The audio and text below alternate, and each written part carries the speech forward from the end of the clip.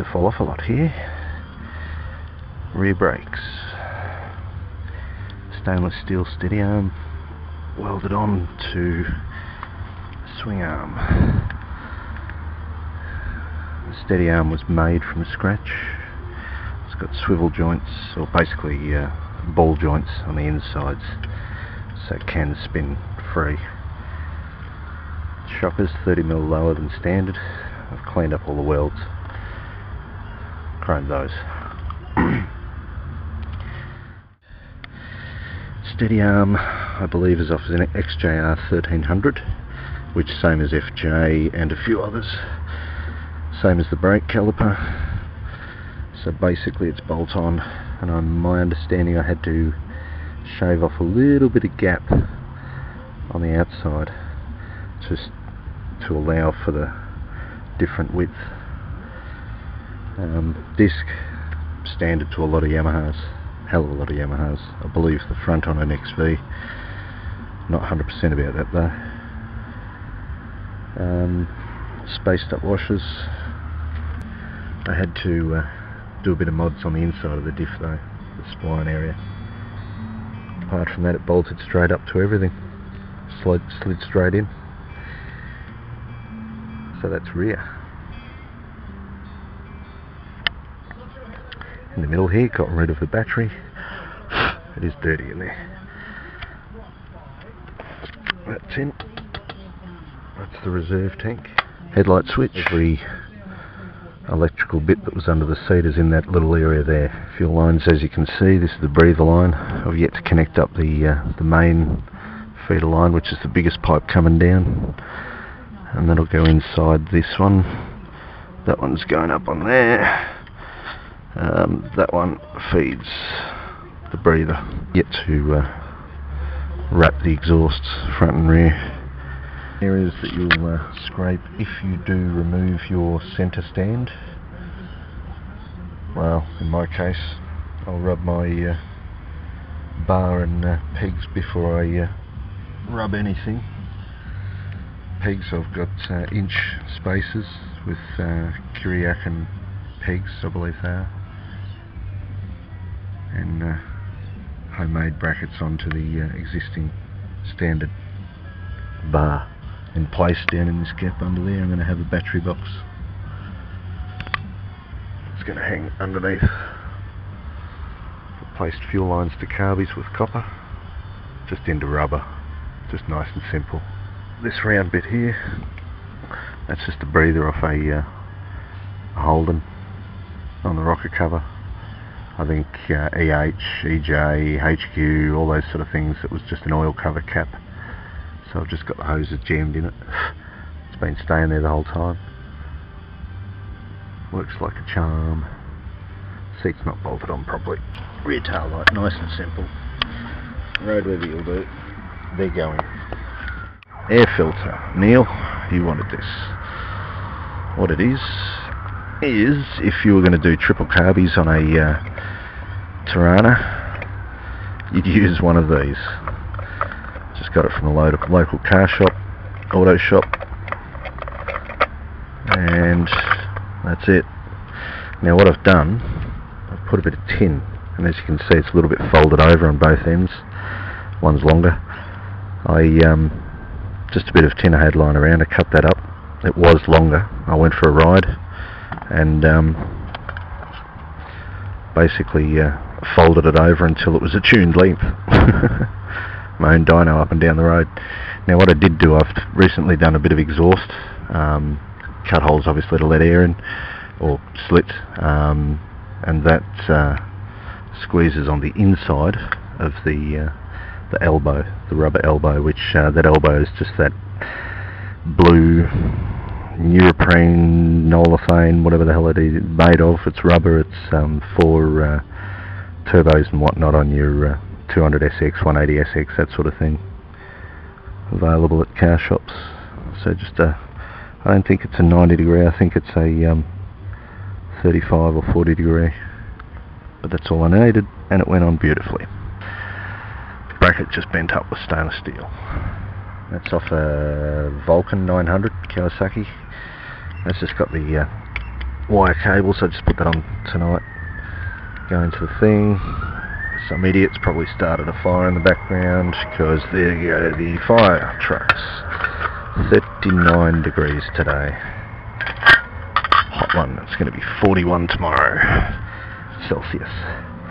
Anyway, hope you can see all this.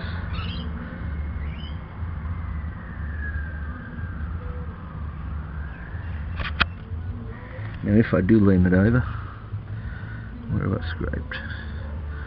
Actually I haven't scraped anywhere that's a bit dinted, so it's probably taken anything from gutters. That's fine. But I've scraped the peg, as you can see, ground that down a bit. And one of the exhausts, yeah, that one, still there. So that's about that. Now this, that's my fuel pump obviously, that's just protecting the frame in between. Just build a bracket up that bolts behind, hangs down, this sits on top. Now this cap is a basic cut down version of what the standard one is to cover it. 3 brass bolts just in, which actually screw into this cover. Now this cover is a spray can. Make sure you vent it totally of gas before you cut it with a hacksaw, but it slid straight over the fuel pump beautifully. I think it was a VHT brand engine spray, engine enamel can. I think a Mortine can is about the same size, but yeah, fit like a glove. So that's me fuel pump cover. My very first attempts at soldering. In the end I'll have a tap here, and that'll be my reserve tap. So once the fuel comes down here straight in, but it feeds off into the pump, into the T here, so it's always flowing continually from tank to fuel pump.